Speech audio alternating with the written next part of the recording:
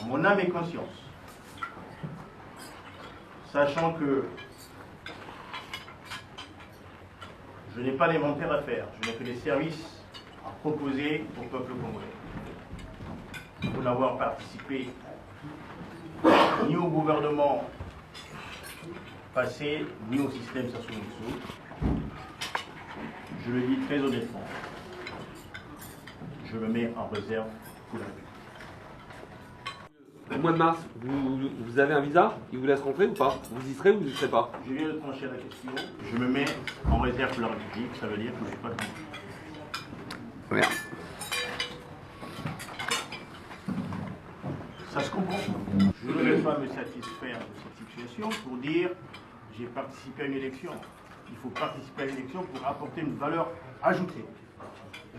Pour apporter un plus. Sinon, je crédibilise l'élection de M. Sassou Nguesso sur la base d'une constitution que j'ai décriée moi-même. Et vous venez là d'évoquer des questions de sécurité avec le régime. Cet été, j'avais décidé de me rendre à Brazzaville pour prêter main forte à l'opposition congolaise. Malheureusement, on a refusé que j'accède au territoire congolais. Donc c'est une difficulté supplémentaire. Et c'est ça la démocratie. Et c'est contre ce système que nous nous élevons, et c'est contre ce système que nous appelons la communauté internationale à pouvoir se mobiliser pour aider les Africains à accéder à une véritable démocratie, à une véritable souveraineté, pour enfin aider au développement international. À la fois, je peux comprendre le courage de nos amis de l'IDC et du FOCAL. À la fois, je peux me poser des questions sur leur motivation. Quand on sait que M. Sassou Nguesso ne va pas organiser des élections pour les perdre, il est prêt à aller jusqu'à la guerre civile s'il veut. J'aurais souhaité, en tout cas, j'aurais souhaité, par défaut, que l'opposition ait un candidat unique, auquel on aurait pu, si ce n'est pas nous, apporter notre soutien indéfectible. Pour l'instant, ce n'est pas le cas. Vous rejoignez à ce moment-là Mathias Nzon, qui lui, comme vous, est opposé à la participation de l'opposition à cette élection directement, puisqu'il est membre du FROCAD et actuellement c'est l'une des voix les plus importantes au Congo qui porte ce nom à la participation à cette élection. Mathias Nzon, à ce que je sache et ce que j'ai compris de sa déclaration, il ne participe pas à cette élection parce qu'il a compris que les conditions de la gouvernance électorale ne sont pas remplies. Et moi, je suis au-delà de la question de la gouvernance électorale. Je suis sur la question de la légalité même de cette élection. Parce que cette élection se fonde sur une constitution que les Congolais ont rejetée, même si les chiffres du pouvoir aujourd'hui nous disent que cette élection a été validée par la majorité des Congolais. Tout le monde le sait, la communauté internationale qui a envoyé des observateurs sur place le sait, que la participation a été des plus faibles. Dans ces conditions, M. Sassou Nguesso ne peut nous imposer cette constitution comme le socle de la construction du pays demain. Et c'est pour cette raison fondamentale que je vous pose à cette démarche. Mais je peux comprendre que certains dans l'opposition veuillent y aller. Et si on nous dit qu'il y a un candidat unique qui est choisi par l'opposition, ben écoutez, je lui apporterai mon soutien sans problème.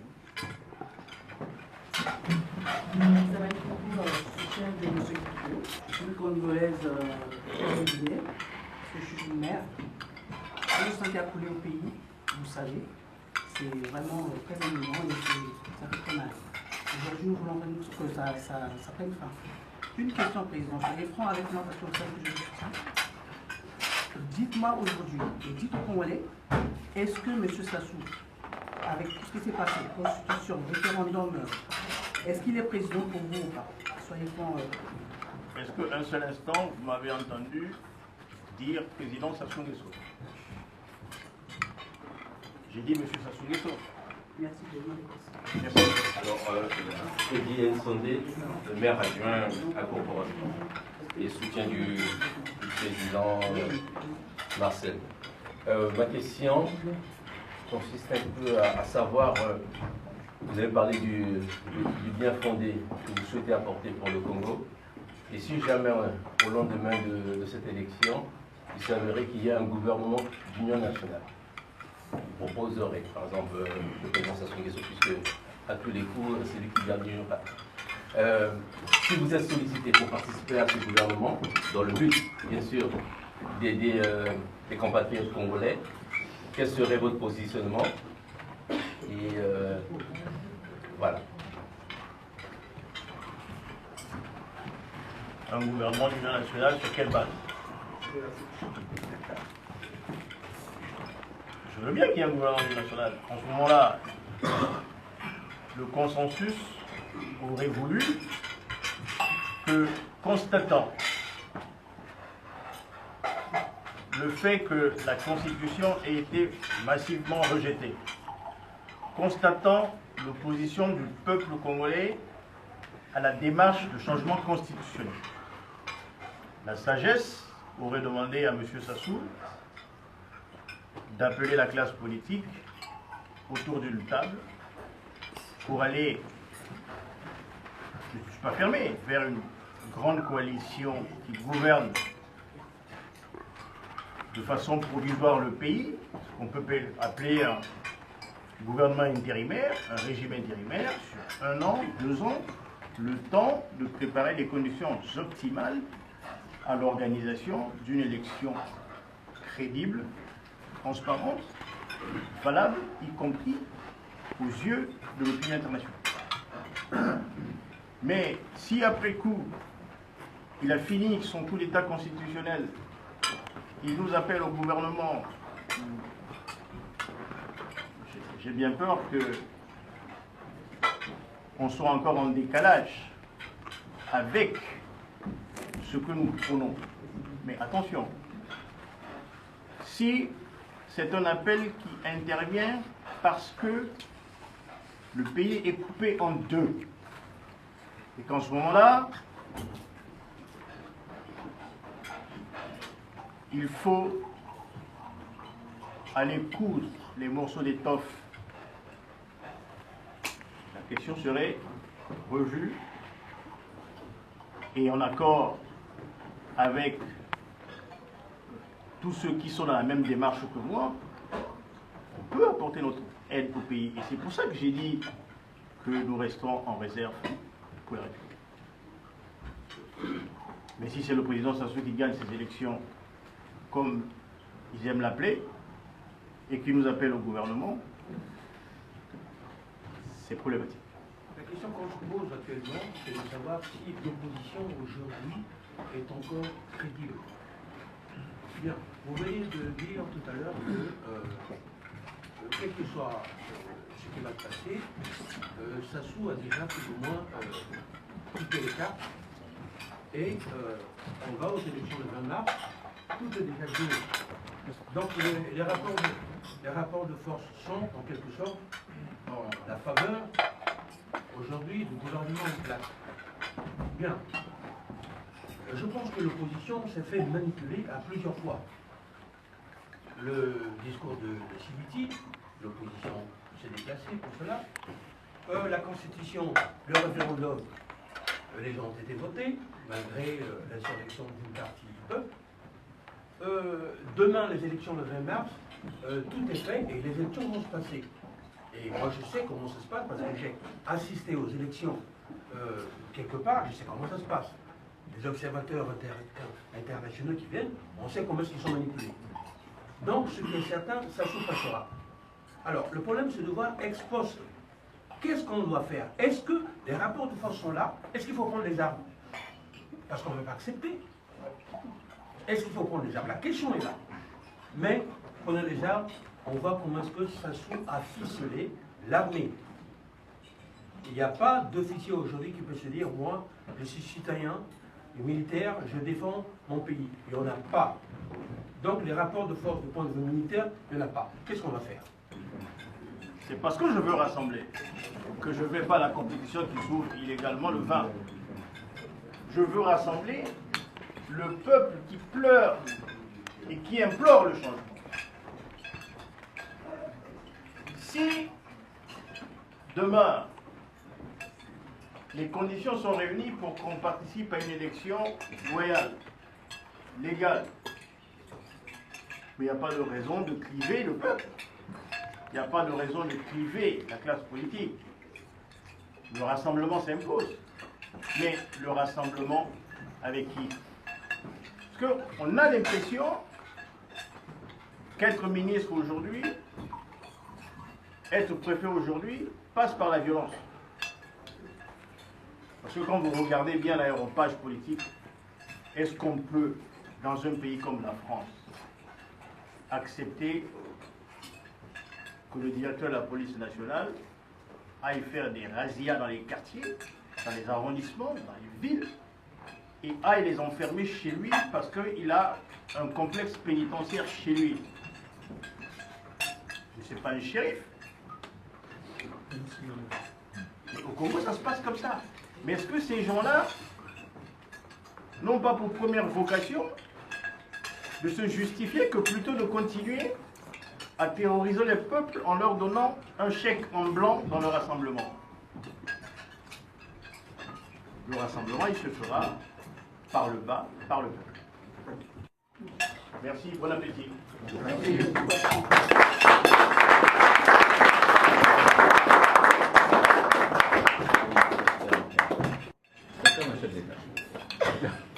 Discours de chef d'État. Mangez un peu tranquillement. En conclusion,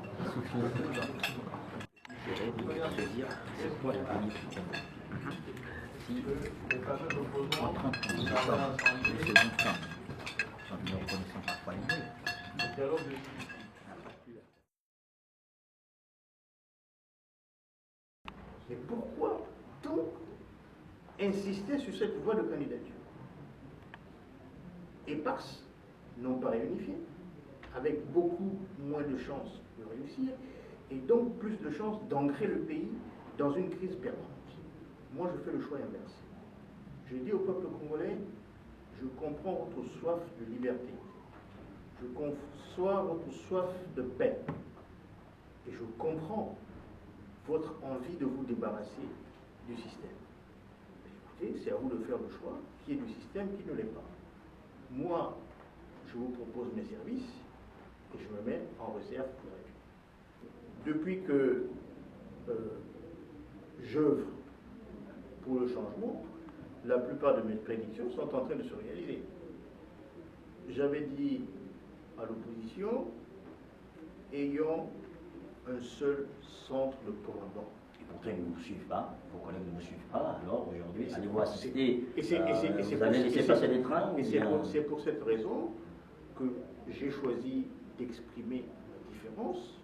Et c'est pour cette raison que j'ai choisi de mener mon combat pour la rupture contre le système Sassou Nguesso. C'est pour cette raison que j'ai choisi de rester conforme aux objectifs primordiaux du peuple qui veut que le système Sassou Nguesso s'en aille. Et c'est pour cette raison que je ne suis pas candidat. On ne peut pas être candidat pour être candidat. Il faut être candidat avec les chances de réussir une élection légale, avec les chances non pas d'aller vers la guerre, mais de consolider la paix. Or, les choses telles qu'elles se passent aujourd'hui, tout le monde le sait, que ça va se terminer en quelque façon. Donc, moi, je n'ai pas vocation à aller accompagner M. Sassou Nguesso comme à l'époque de Vichy. Moi, je ne suis pas un collabo. Je ne veux pas donner une caution blanche à M. Sassou Nguesso, parce que ce qui va se passer demain matin, au 21, on va dire, M. Sassou Nguesso n'a pas gagné, nous on a gagné. Sassou Nguesso il dira, j'ai gagné, vous n'avez pas gagné. Ils vont se taper dessus. Sassou Nguesso, avec l'appui de la communauté internationale, finira par les mettre au pilori. Et qu'est-ce qui va se passer ensuite? Auprès de qui ils iront se plaindre? Mais de même. Mais moi, j'aurai la fierté de regarder le peuple en face, de respecter les martyrs de l'insurrection et de dire la lutte continue. Monsieur Sassou Nguesso n'est pas président. Monsieur Jean-Marie Michel Moukoko, C'est une personnalité que je connais bien, avec qui je partage un certain nombre de valeurs et avec laquelle personnalité on se comprend très bien. Au moment où je m'exprime, même si vous les médias vous nous rapportez des éléments sur sa probable candidature, je n'en ai aucune idée. Quand la question se posera, je pense que vous serez encore là pour que je puisse m'exprimer à propos. Quand vous partagez la même valeur, ça signifie que vous pourrez peut-être dans ce cas-là lui apporter votre soutien. Pour l'instant, la question ne se pose pas. Est-ce que vous, en ne partant pas, ce n'est pas une manière en fait de laisser ce peuple dans les mains de Denis Sassou Nguesso? Non, bien au contraire. C'est même le peuple qui me demande de ne pas y aller. Vous savez, ça on l'interprète. Oui. Dans la crispation actuelle du peuple congolais. La crispation actuelle du peuple veut dire, mais si vous allez aux élections, vous allez accompagner M. Sassou. De toute façon, c'est pipé d'avance, c'est gagné d'avance. Et pour vous, c'est perdu d'avance. Si vous y allez, vous n'aurez même plus la possibilité de pouvoir contester. M. Sassou Nguesso a commis un barjure constitutionnel. M. Sassou Nguesso est en train de chercher une caution pour faire valider son coup d'État constitutionnel. Mais qu'est-ce que vous voulez que je lui apporte ma contribution dans ça? Non, moi je lui refuse ma voix. Il ne l'aura pas en tant que citoyen, il ne l'aura pas en tant que challenger politique. Et puis c'est tout. C'est une façon de dire à M. Sassou Nguesso, vous voulez le pouvoir, prenez-le. Et on verra comment vous allez gouverner, puisqu'on ne vous reconnaît pas. Il est vrai que les peuples, les pays n'ont pas d'amis, les pays n'ont que des intérêts. C'est une phrase de gauche, je pense. Mais il est vrai aussi que quand un peuple est déterminé à se libérer de l'oppression, l'opinion internationale peut comprendre. Le 27 septembre, on était à 2 cm de faire partir M. Sassou. Qu'est-ce qui a manqué? L'opinion internationale était prête à nous accompagner. Mais je pense qu'à posteriori, lorsqu'on voit le cheminement actuel, je n'accuse personne, mais je pense qu'il y a eu de la compromission. Et cette compromission, malheureusement, est déplorable. Elle est déplorable pourquoi? Parce que ça dénote d'une trahison vis-à-vis des aspirations populaires.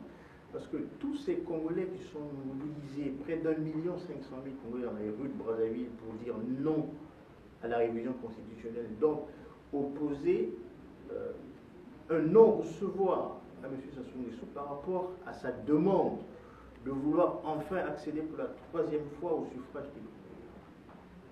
Cette attitude, c'est une attitude qui veut dire que le peuple en a marre.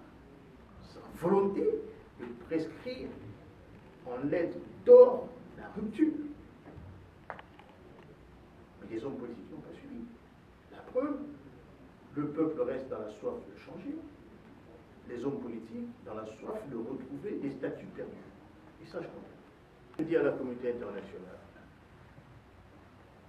que le peuple congolais continuera à se mobiliser pour défendre ses terres. Et qu'en ce moment-là, la communauté internationale aura à choisir entre sauver un peuple ou sauver une dictature. Demain, si je suis candidat, je suis candidat du peuple congolais. Je ne suis pas candidat des États-Unis. Je n'ambitionne pas une présidence française ni une présidence belge. Je suis congolais. C'est aux Congolais de m'imposer à la communauté internationale. Les choses seront dites comme ça. Mais si vous pensez qu'il va d'abord falloir obtenir une autorisation de qui que ce soit, je ne suis l'otage de personne. Même si je respecte, je l'ai toujours dit, les liens qui unissent la communauté internationale au peuple congolais, en particulier la France au peuple congolais. C'est à elle de réparer sa bêtise, c'est pas moi. Hier, quand le peuple tunisien et sa classe politique étaient déterminés à faire partir Ben Ali, le son de cloche était différent à Paris. Paris voulait même envoyer CRS pour aider le président Ben Ali. Oui. Mais le peuple tunisien a dit non. Le peuple tunisien a choisi le changement. Et Ben Ali a fini par comprendre que le moment était venu de partir. Ce point de rupture, je parie et je vous prie de ne pas perdre patience il sera atteint. La diaspora contribue énormément au développement économique. Et cela est-il pris en compte par les C'est politiques des locaux? millions de francs CFA, des milliards de francs CFA. On est tout à fait qu'on d'accord. met à la discussion de l'économie congolaise. De ce point de vue, Oui. le régime politique qui va succéder à l'ancien régime doit avoir en tête que la diaspora politique revendique les droits de citoyenneté qui sont les siens. Et qui va porter cette voix. On n'est pas moins citoyen ou plus citoyen parce qu'on est à l'extérieur ou à l'intérieur. On est citoyen congolais tout court. Et moi aujourd'hui, je vous le dis,